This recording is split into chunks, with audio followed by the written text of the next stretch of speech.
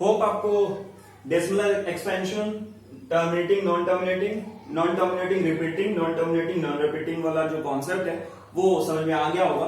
अब हम आगे बढ़ते हैं को प्राइम और कंपोजिट नंबर कि को प्राइम नंबर क्या होते हैं, कंपोजिट नंबर क्या होते हैं। ऐसे तो हम लोग इसको डिस्कस कर चुके हैं, बट यहां पे मैं कोशिश कर रहा हूं एक बार फिर से आपको डिस्कस कर दूं कि को प्राइम और कंपोजिट नंबर क्या है। तो को प्राइम जैसा कि मैंने बताया था, कुछ एग्जांपल लेता हूं जिसके जरिए आपको समझाने का कोशिश करता हूं कि ये क्या है। तो मैं कुछ पेयर्स लूंगा,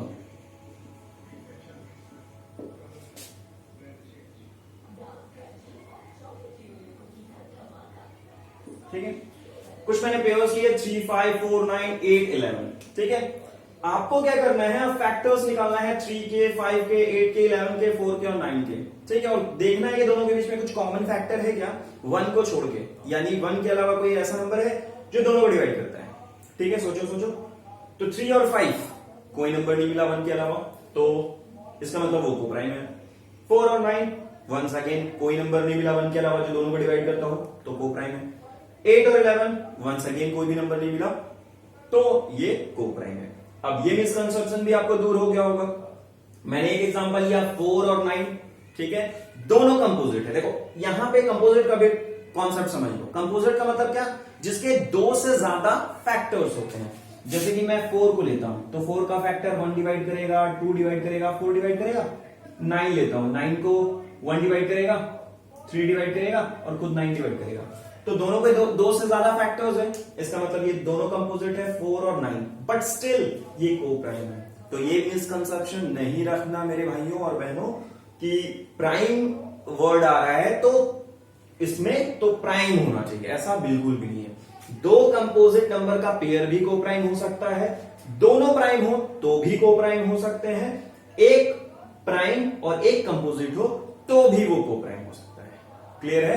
तो ऐसा कोई भी मिसकंसेप्शन नहीं है। हाँ एक चीज श्योर है, अगर आप 2 प्राइम नंबर लोगे तो वो ऑलवेज को प्राइम होगा, ठीक है। ये एकदम 110% कंफर्म है, ठीक है। अब आते हैं कंपोजिट नंबर। तो होप कंपोजिट नंबर का कॉन्सेप्ट मैंने समझा ही दिया आपको कि क्या होता है। अब हम एक इंटरेस्टिंग चीज देखते हैं।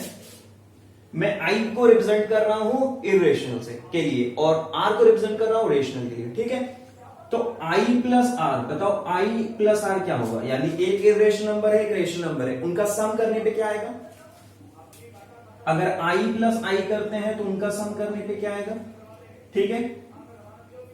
अगर r प्लस आर होगा तो उसका सम करने पे क्या आएगा। क्लियर है? तो अगर एक इरेशनल है दूसरा रेशनल है तो इसका सम ऑलवेज इरेशनल होगा। क्लियर है? हमेशा इरेशनल होगा। अगर दोनों इरेशनल हैं तो यहां दोनों केसेस पॉसिबल हैं, रेशनल भी हो सकते हैं, इरेशनल भी हो सकते हैं। अगर r और r दोनों रेशनल हैं तो इस केस में वो 110% रेशनल होगा। अब कुछ मैं एग्जांपल लूंगा जो एग्जाम में आते हैं, कई बार आपको पूछता है कि बताओ ऐसा 2 इरेशनल नंबर जिनको माइनस करने पे क्या आ जाए, रेशनल आ जाए। मतलब ऐसा नंबर लो जो दोनों इरेशनल हो बट अगर हम उनको सब्ट्रैक्ट करें एक दूसरे से तो आ जाए रेशनल। सेम वे में एक इरेशनल हो दूसरा भी इरेशनल हो और सम करने पे वो आ जाए रेशनल। देख रहे हो ना, दोनों इरेशनल है, सम करने पे सब्ट्रैक्ट पे रेशनल आना चाहिए। दोनों इरेशनल है, ऐड करने पे रेशनल आना चाहिए। दोनों इरेशनल है और मल्टीप्लाई करने पे रेशनल आनी चाहिए, ठीक है। अब चलिए हम एग्जांपल देखते हैं इसका। सपोज करो 2 इरेशनल है और उसको हम माइनस करेंगे 2 से, ठीक है। तो √2 माइनस √2 क्या आएगा, दोनों से में सब्ट्रैक्ट होकर क्या आ जाएगा, 0। चलो यहां मैं एक आपका और मिसकंसेप्शन दूर कर देता हूं। बहुत लोग सोचते हैं 0 जो है वो रेशनल नहीं है, जबकि ऐसा बिल्कुल भी नहीं है। 0 रेशनल है, क्यों? क्योंकि ये तीनों क्राइटेरिया को फुलफिल कर रहा है। कैसे? 0 के नीचे कुछ नहीं तो क्या होता है उसके नीचे 1। अब देखो p/q फॉर्म हो गया, 0 भी इंटीजर है 1 भी इंटीजर है, तो p and q both integer हो गया। और इसका q not equals to 0, q तो 1 है 0 तो नहीं है, तो इसका मतलब 0 एक रेशनल नंबर है। तो देखे √2 माइनस √2 किए तो 0 आ गया। अब ऐसा नहीं कि √2 ही, अब √3 भी, मतलब सेम नंबर लोगे सब्ट्रैक्ट करोगे तो आ जाएगा। तो देख सकते हो आप √2 इरेशनल है, ठीक है, और उसको सब्ट्रैक्ट करने पे मेरे को क्या मिला, 0, जो कि एक रेशनल है। अब प्लस वाला देखते हैं।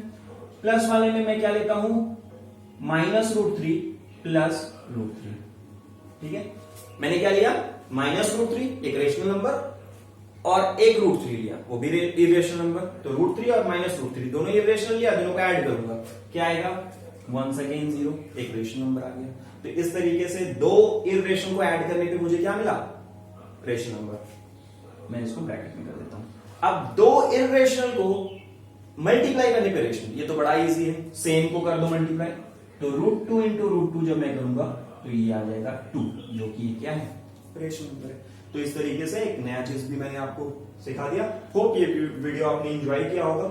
जो भी लोग डर रहे होंगे इस चैप्टर में क्या क्या और एक्स्ट्रा चीज जानकारी चाहिए होगा, मेरे को नहीं है, या मैंने 7 क्लास 8 क्लास 9 क्लास बढ़िया से नहीं पढ़ा तो पता नहीं 10th मेरा कैसा जाएगा, डोंट वरी, मेरे कॉन्सेप्चुअल वीडियोस को आप बिल्कुल फॉलो कीजिए। जिनका भी कॉन्सेप्ट वीक है, मैं सारा वो टॉपिक्स को डिस्कस कर दूंगा जो भी रिक्वायर्ड होगा किसी भी चैप्टर को समझने के लिए। जैसे कि ये कंसेप्चुअल वीडियो था मेरा रियल नंबर्स के ऊपर। अब हम लोग आगे जब बढ़ेंगे तो अब हम इसमें आने वाले थ्योरम्स, जैसे fundamental theorem of arithmetic, Euclid division lemma, ऐसे जो टॉपिक्स होंगे उसको पहले एक्सप्लेन करूंगा एंड फिर डाइव इन करूंगा मैं एक्सरसाइज क्वेश्चंस पे। एनसीईआरटी पहले, फिर साइड बुक एंड सबसे आखिर में exam related important question. Hope video पसंद आया हो, लाइक कीजिए, शेयर कीजिए अपने फ्रेंड्स में। चैनल पे न्यू है तो सब्सक्राइब जरूर कीजिए, क्योंकि मेरा चैनल न्यू है और मैं बहुत ही ज्यादा एफर्ट डाल रहा हूं ताकि आपको हेल्प कर सकूं इस लॉकडाउन के पीरियड में। तो आप भी मुझे फेवर बैक दीजिए, सब्सक्राइब करके, शेयर करके और लाइक करके। मिलते हैं अगले वीडियो में, जिसमें हम डिस्कस करेंगे Euclid division lemma and fundamental theorem of earth.